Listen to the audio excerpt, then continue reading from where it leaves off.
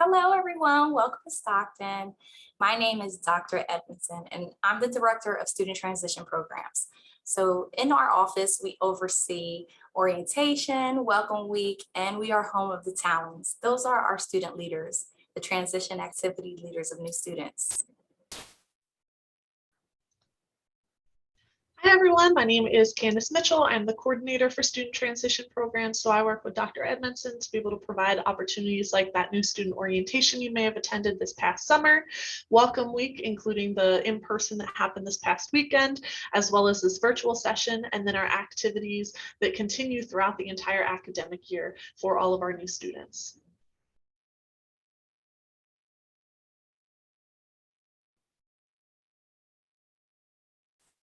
So we're going to let you know about today's agenda. We're going to be talking about engaging in high impact practices, understanding consent, understanding alcohol and substance use policies, and also lastly, embracing diversity.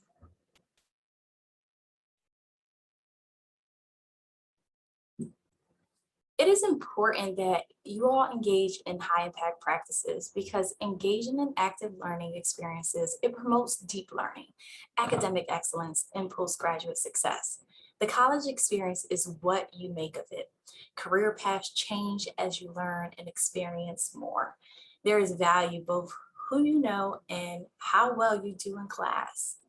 And say yes to new opportunities. Undergraduate research, you can learn about those opportunities with your professors. Just ask.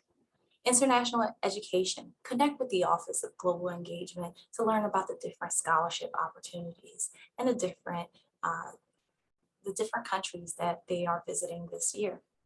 Service learning, you can learn about those opportunities through the Community Engagement and Service Learning Department. Experiential learning is where you'll be able to connect through internship opportunities, and you can connect with the career advisor to learn about those opportunities in the Career Education and Development Office.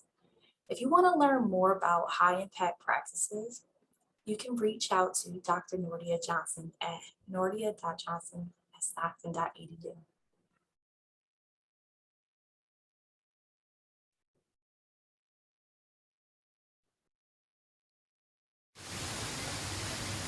Greetings, everyone. My name is Megan Coates, and I am a Stockton alum, class of 2021. Go Ospreys. I'm just here to talk to you about how I chose to rise through study abroad and education abroad and travel.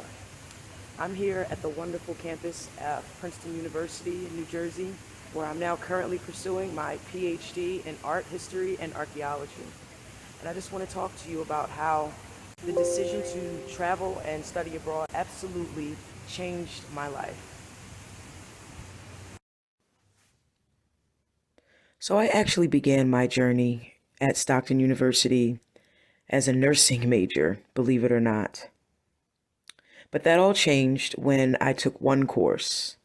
It was called The World of Homer, and it was taught by Professor David Rosell. And it was basically a survey course that taught us about the Iliad and the Odyssey, epic poetry, and how this art relates to our lives today. I absolutely loved the course. It brought back so many fun memories of all of the things that I liked to study when I was younger, before life gets involved and before you have to worry about income and making reasonable career choices. I had always wanted to be an archaeologist, a historian, a world traveler. And this class gave me an opportunity to sort of mentally travel to Greece and mentally travel to Troy in a way that I hadn't before. But then at the very end of the semester, I was posed with a question that I don't think anyone has ever asked me. Professor Rosell asked me if I was interested in actually going to Greece. I had never even been on an airplane before. And not only could I go, but that Stockton was going to fund it, and that I could participate in a conference, and that I was going to visit all of these amazing monuments and historical sites, things that you only read about in history books and things that you can only see online. I was actually going to go. So, of course, I said no because I was afraid. So many negatives came into my mind rather than all of the positives. But the professor was steadfast, and he remained stubborn, like how he does so well. And eventually, he convinced me that I could do this and that I was capable of doing this. And so I went. When I landed in Athens, I remember the feeling was indescribable, being out of the country for the first time and seeing all of the amazing sights and visiting all of the amazing museums and being able to participate in an academic conference for the first time. It changed my life in so many profound ways. It built a confidence in me that I don't think I had ever had before. So I came back to the United States with a completely different attitude. I changed my major to art and archaeology, and I just began absorbing as much information as I could. By my junior year, I was actually offered an opportunity to become an exchange student where I could go to Cyprus, which is a beautiful island, and I could live there as a student and attend the university. And I could also learn to paint Greek icons under an amazing master who had an entire art studio right outside of this beautiful church.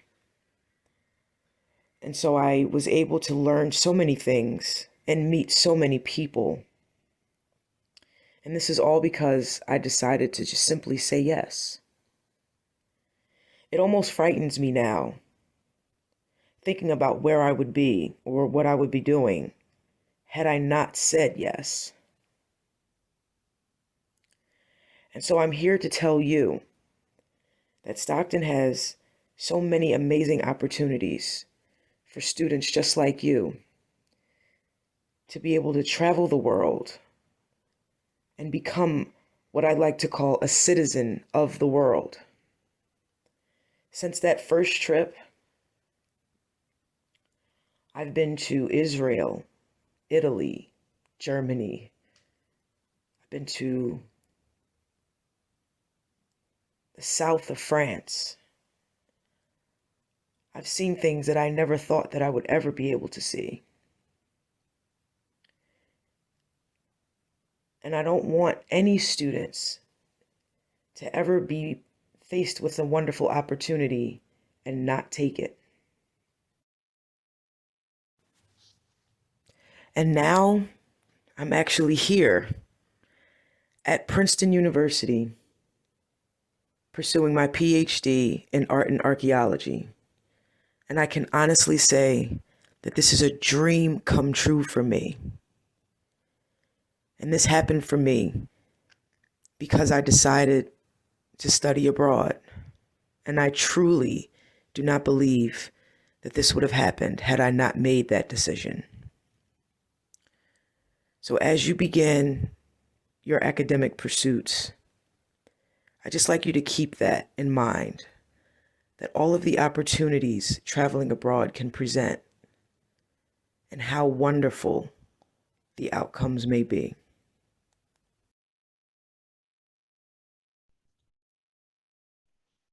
All right, so that was one of our recent graduates, Megan, just sharing her experience about doing study abroad while she was here at Stockton University. So if study abroad, pursuing internships, research, really any of those high impact practices is something that interests you, please don't hesitate to reach out to that contact information that Dr. Edmondson mentioned on the previous slide. Changing up our topic a little bit, we're going to shift over to an important one, and that is talking about That is talking about the subject of consent.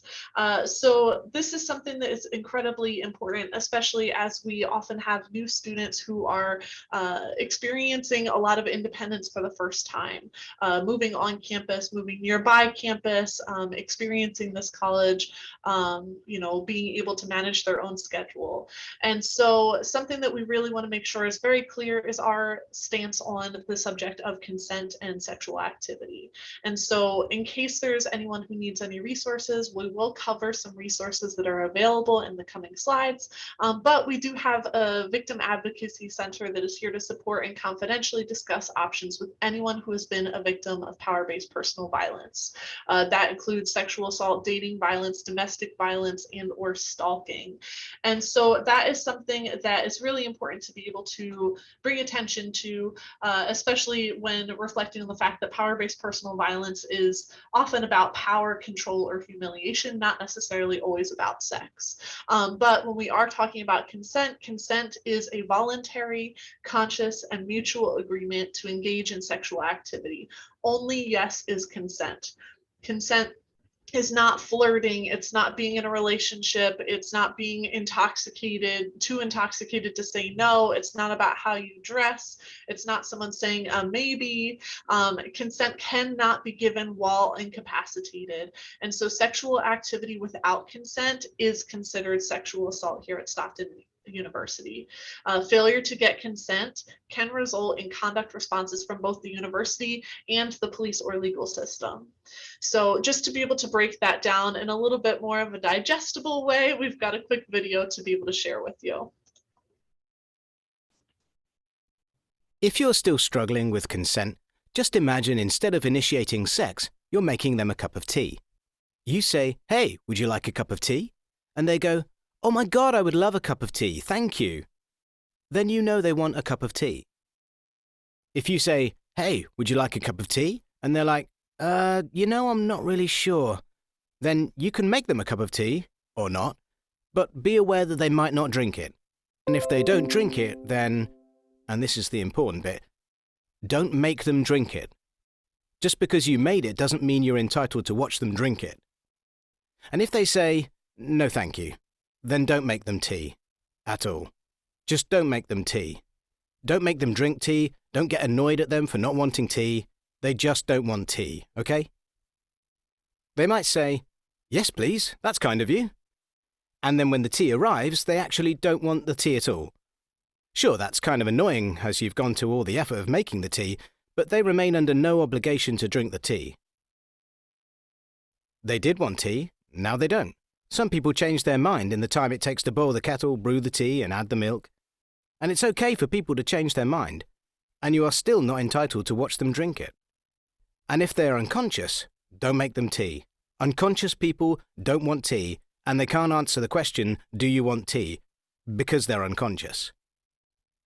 Okay, maybe they were conscious when you asked them if they wanted tea, and they said yes, but in the time it took you to boil the kettle or brew the tea and add the milk, they are now unconscious. You should just put the tea down, make sure the unconscious person is safe, and this is the important part again, don't make them drink the tea. They said yes then, sure, but unconscious people don't want tea. If someone said yes to tea, started drinking it, and then passed out before they'd finished it, don't keep on pouring it down their throat. Take the tea away. Make sure they are safe, because unconscious people don't want tea. Trust me on this. If someone said yes to tea around your house last Saturday, that doesn't mean they want you to make them tea all the time. They don't want you to come around to their place unexpectedly and make them tea and force them to drink it, going, "But you wanted tea last week," or to wake up to find you pouring tea down their throat going, "But you wanted tea last night." If you can understand how completely ludicrous it is to force people to have tea when they don't want tea, and you are able to understand when people don't want tea, then how hard is it to understand when it comes to sex? Whether it's tea or sex, consent is everything. And on that note, I'm going to make myself a cup of tea.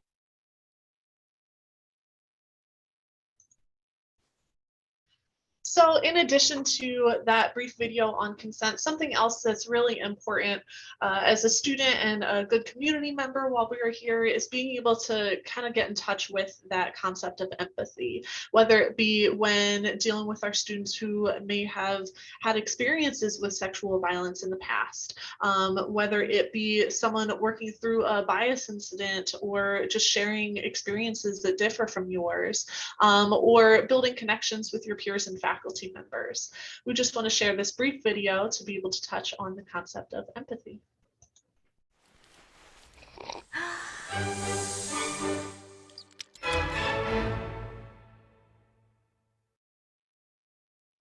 So what is empathy, and why is it very different than sympathy? Empathy fuels connection. Sympathy drives disconnection. Empathy, it's very interesting. Teresa Wiseman is a nursing scholar who studied professions, very diverse professions where empathy is relevant, and came up with 4 qualities of empathy. Perspective taking, the ability to take the perspective of another person or recognize their perspective as their truth. Staying out of judgment, not easy when you enjoy it as much as most of us do. Recognizing emotion in other people and then communicating that. Empathy is feeling with people.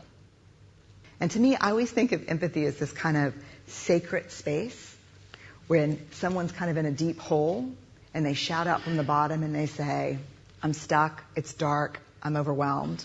And then we look and we say, hey, you climb down. I know what it's like down here, and you're not alone. Sympathy is, ooh, it's bad,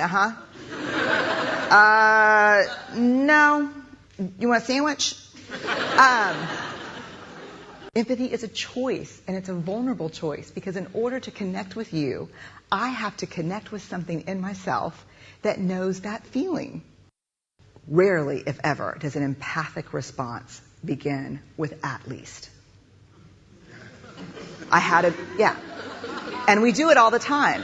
Because you know what? Someone just shared something with us that's incredibly painful, and we're trying to silver lining it. I don't think that's a verb, but I'm using it as one. We're trying to put the silver lining around it. So, I had a miscarriage. Oh, at least you know you can get pregnant. I think my marriage is falling apart. At least you have a marriage. John's getting kicked out of school. At least Sarah is an A student. But one of the things we do sometimes in the face of very difficult conversations is we try to make things better. If I share something with you that's very difficult, I'd rather you say, I don't even know what to say right now, I'm just so glad you told me. Because the truth is, rarely can a response make something better. What makes something better is connection.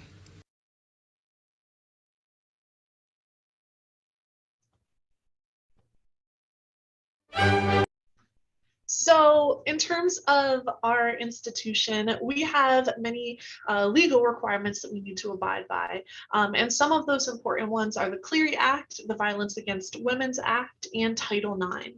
And so Clery is one that requires the institution to be able to display any crime statistics from campus to the public, and that can be found on our institution's website through our Stockton Police Department. And then this is one that actually breaks down the concept of Title IX pretty easily in just about 90 seconds.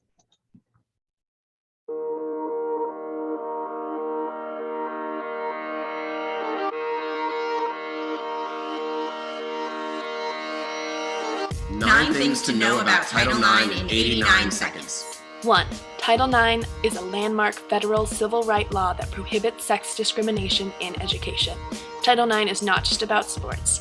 It also addresses sexual harassment, gender-based discrimination, and sexual violence. 2. Title IX does not apply to female students only. Male and gender nonconforming students are protected too. 3. Schools must be proactive in ensuring that your campus is free of sex discrimination.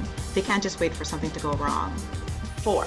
Schools must have an established procedure for handling complaints of sex discrimination, harassment, and violence. 5. Schools must take immediate action to ensure that a survivor can continue his or her education safely. Number 6. Schools may not retaliate or let someone else retaliate against a victim filing a complaint. 7. Schools can issue a no-contact directive to prevent the accused student from interacting with you, kind of like a restraining order from your school. 8. In cases of sexual violence, schools are prohibited from encouraging or allowing informal mediation of the complaint rather than a formal hearing. 9. Schools cannot discourage you from your continuing education since you have a right to education under Title IX. You have a right to remain on campus and have every educational program and opportunity available to you. If your rights aren't being respected, you have options. Visit knowyour9.org and check us out on Facebook and Twitter.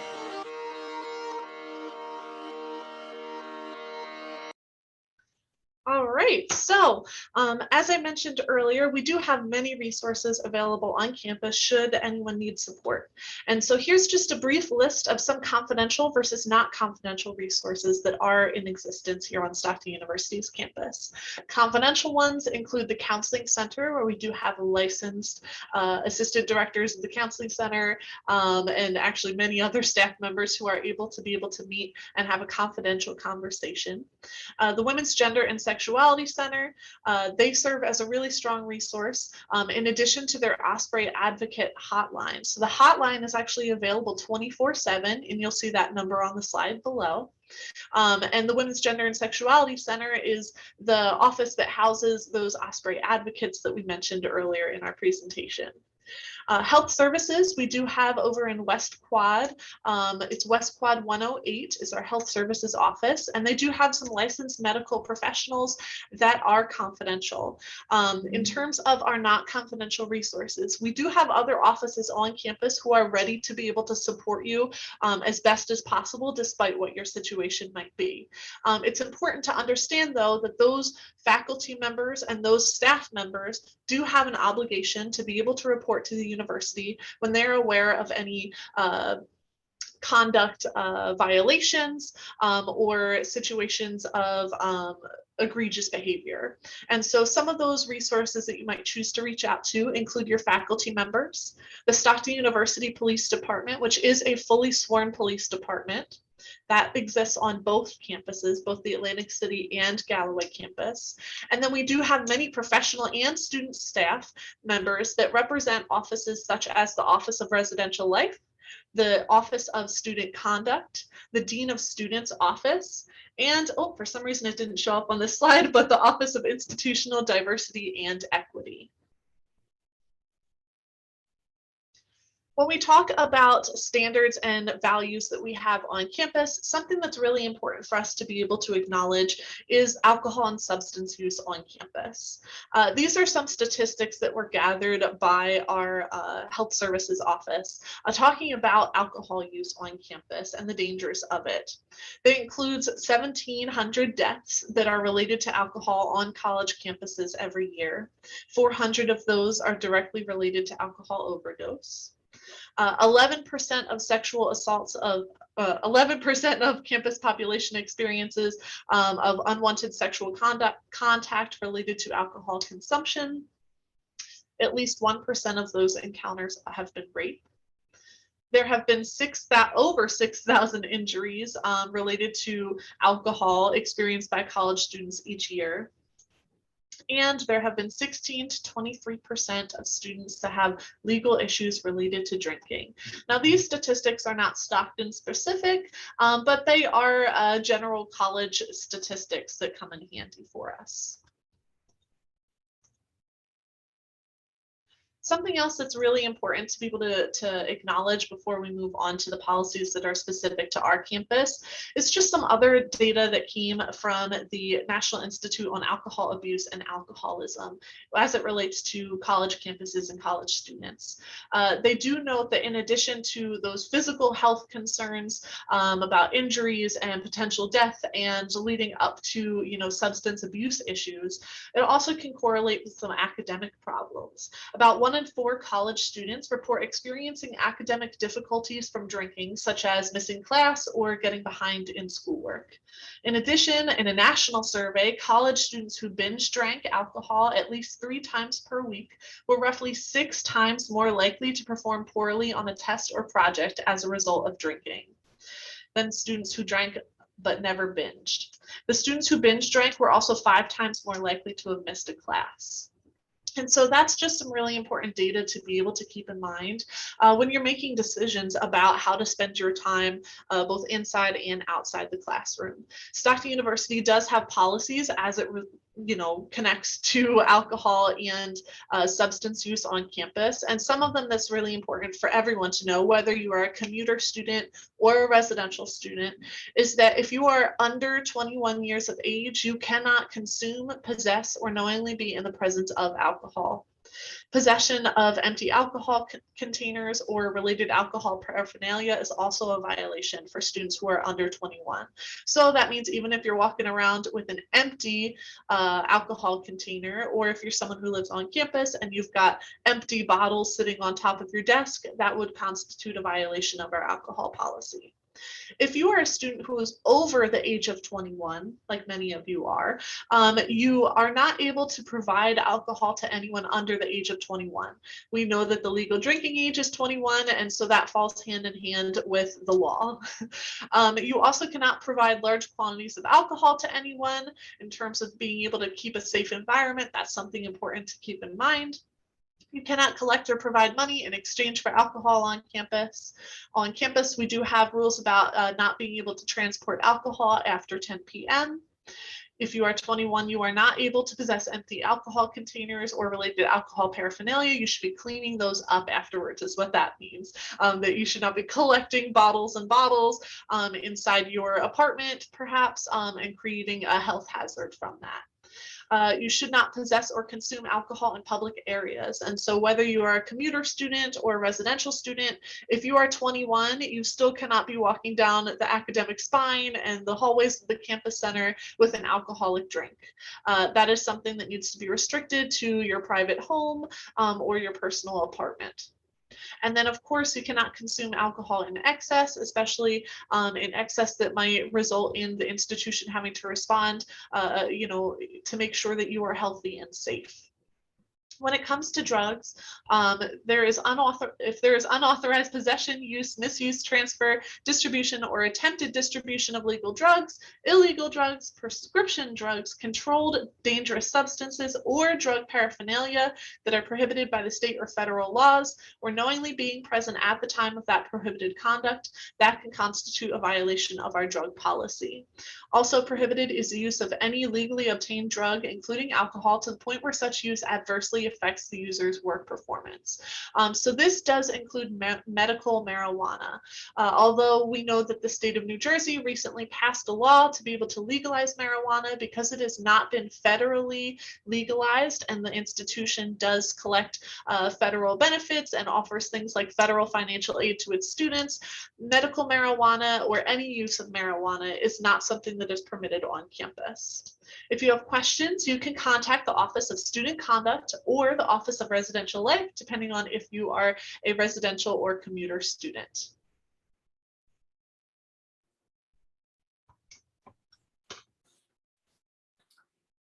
So we embrace diversity here at Stockton. There are 3 particular initiatives that were implemented to increase the retention and graduation rates for students who need additional support. They're listed here. And so if you are a part of one of these 3 groups, we encourage you to engage in the programming from our student affairs retention initiatives. And so almost half of our students enter Stockton as a first-generation college student, which is when neither parents completed a college degree.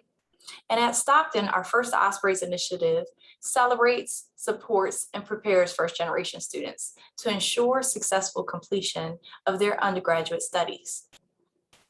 And so if you are interested in this particular initiative, you can contact Dr. Nordia Johnson, which email is nordia.johnson@stockton.edu, or follow our Instagram page at Stockton First Ospreys. To Get Her is an initiative that I assist in overseeing.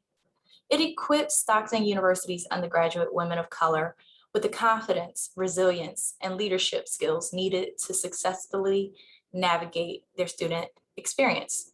You can email me if you're interested in learning more at anna.rodriguez@stockton.edu, or follow our Instagram page at together_StocktonU. And last but not least, Sankofa, which aims to improve the retention, academic success, and satisfaction rates for undergraduate self-identified men of color. The contact person is darius.edwards@stockton.edu, and we encourage you to follow their Instagram page @StocktonSankofa. So all of us have a bias, but it's important that we report any bias incidents here on campus. A bias incident, it targets people because of what they look like, where they come from, how they worship, and who they love. And the university does not condone such incidents or behavior and will respond to such reports, utilizing our codes of conduct and our non-discrimination policies as appropriate. Bias incidents can be reported to Stockton's Police Department's crime tip line or through an incident report on the Bias Prevention Education and Review Team webpage at stockton.edu. Always dial 911 to report a crime.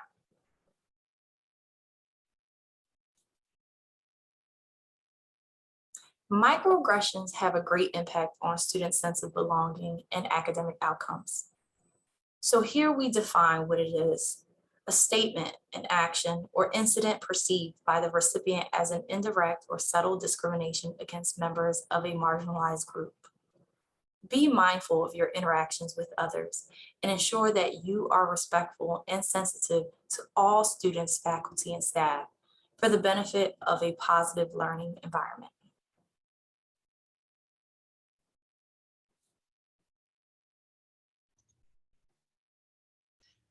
We do have some important opportunities that are coming up this fall semester, including the Get Involved Fair on September 21st and 22nd.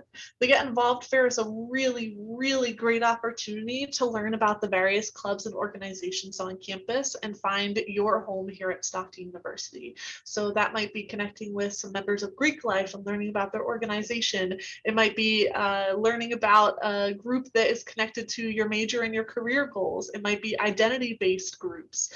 So please don't hesitate to be able to come out to that Get Involved Fair. That'll be taking place on September 21st and 22nd over in A and J wing. Well, A through J wing really takes up the whole academic spine, and the Campus Center Grand Hall. In addition, please feel free to invite your family to join you for University Weekend. That is like the equivalent of Stockton's homecoming, if you will. And that is taking place this year from October 7th through 10th, including many events throughout the weekend that both you and your family can take advantage of. In addition, we do have an assessment that we are going to be distributing at the conclusion of this video. Please take a quick moment to be able to click into that assessment and complete it in order to show that you have attended this virtual Welcome Week session. If for any reason you have any questions regarding this assessment or this session, you can reach out to us at studenttransitions@stockton.edu.